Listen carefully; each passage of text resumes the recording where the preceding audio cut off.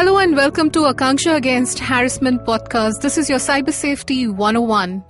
And once again, as special as the day can be, because I have Roopa ma'am with us, the Inspector General of Police Karnataka.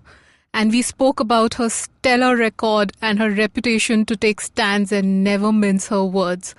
Who better than her to speak about the relationship between victims, the bullies, and the police in India? Ma'am, welcome again. Thanks again for your time. Thank you. Ma'am, I want to ask you a question because a lot of victims who write to me also, for example, they're not very aware. Suppose someone is seriously aggrieved. Suppose someone morphed my pictures or leaked a non-consensual, pornographic video. What is the first step the victim should take? Well, if they know the accused or the criminal who has done it, they can counter them. They can go alone or with their parents. They can counter them. And if it is not known, or even if he's known, otherwise also you want to take legal action against him, please go to the police station. There is a cybercrime police station, of course, in Karnataka, but across the country, the best people to go will be the General Police Station itself, because the IT Act, that is the Information Technology Act, earlier it had given powers to the senior officer of the rank of DYSP, Deputy Superintendent of Police, to investigate these cyber crimes. But now, after an amendment, it has been simplified. An inspector rank officer posted in the police station can investigate this. And I'm sure across the states, police officers have got training for handling these cyber crimes. Now, one trend that I saw in Bangalore or Karnataka as such was mainly cyber crimes you can divide into three types. Right. Like one third, I would say. Okay. One third of the crime would be majorly pertaining to, which is no more relevant now. That was under the 66A of the IT Act, which is now repealed. It's taken out, which said any message causing, which is offensive, abusive, insulting, harassing, all these, they could be booked. So that also came in conflict with the freedom of speech. It was challenged in the Supreme Court.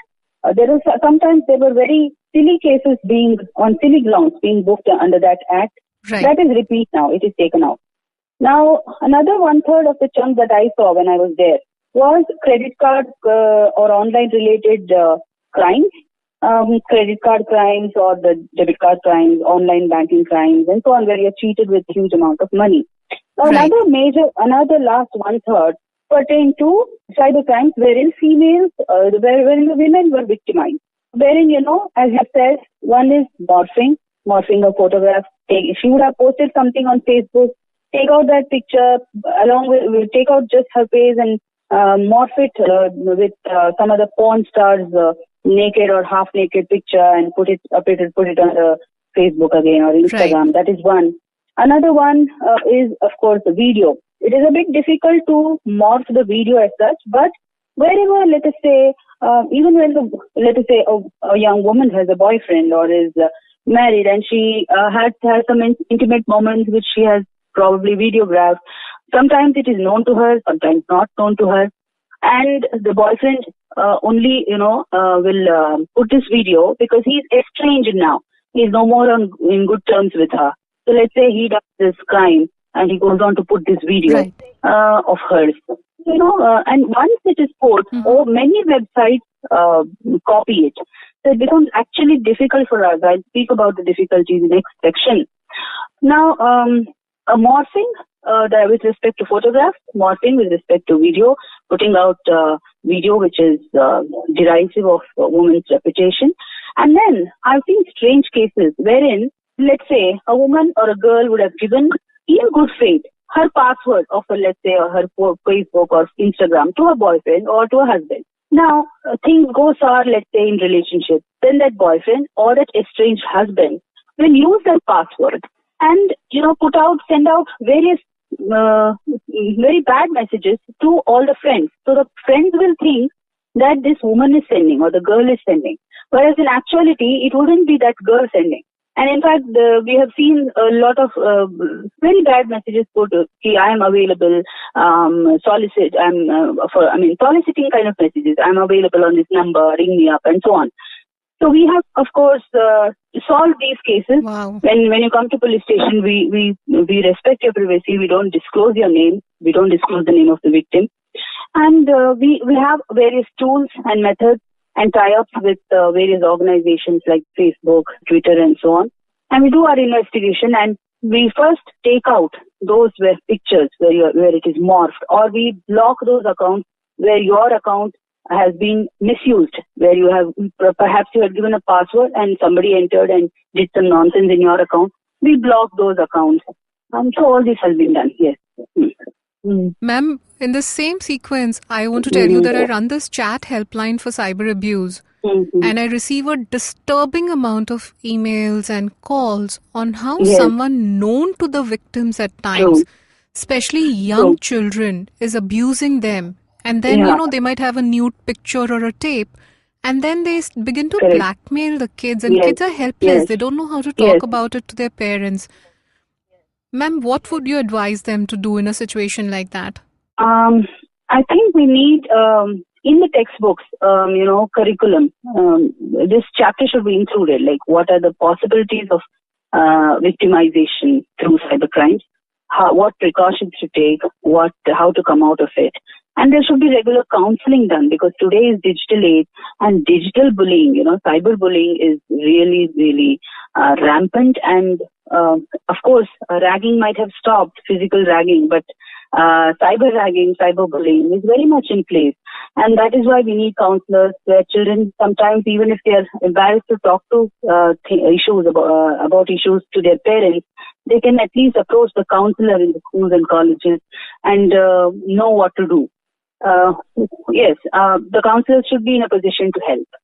Absolutely, ma'am. Even when I go to schools and colleges, I tell them that while you're teaching, computer science, children know computer science by the time they are 4 or 5 years old. But what you really need is a good educational curriculum on making them good netizens and teaching them all the pros and cons of using internet. And that would be great. So, ma'am, as we wrap up this episode, I would just like you to please say a word of motivation and encouragement to any victim who, for whatever fear, is not speaking up. And, ma'am, I've been through it, and I spoke up, and, things turned around. And could you please say a word of encouragement to anyone who's not speaking up? Yes. Today's era is digital era. Technology is the key word. You cannot leave technology just because it is a double-edged. It has both positives and negatives. But being scared of the negatives, you can't leave it. We have to embrace it and move forward, because technology will take us to places. And therefore, it is necessary to adopt certain precautions, and you will find on internet itself a number of instructions as to how to protect your email, how to protect your account, how to Facebook account, how to, when you post your pictures, if you don't want strangers to see it, how to change those settings. And even in home settings, in a home setup, parents should take precaution that, let's say, the computer should be put in a kind of public place, let's say a hall, veranda, where everybody walks, not just a corner of a particular room. Because you would like to monitor, as parents, you would like to monitor what the child is doing, because after all, the child is innocent, you wouldn't know. So what kind of websites they see and what they're doing in the internet, these activities, somewhere the parents have the responsibility to track. So yes, these kind of things to be done, and please be abreast of the safety precautions and follow them. Wonderful, ma'am. Thank you so very much. It's been an absolute pleasure, and I'm sure that all the listeners who are tuning in to hear it from someone like you, a person in authority, someone who's a role model, someone who's so fearless, and for them to hear it direct from you, I'm sure they're going to practice these few steps which you have mentioned, and I hope that you will take some time out and come back to this podcast And I thank you very, very much. Thank you. Thank you, ma'am. For everyone listening in to Akancha Against Harassment podcast, I want to make a request to you. If you have any questions, if you have any doubts in your mind, you want any more information, I hope you have my Twitter ID, which is AKANCHAS. I repeat, it's AKANCHAS.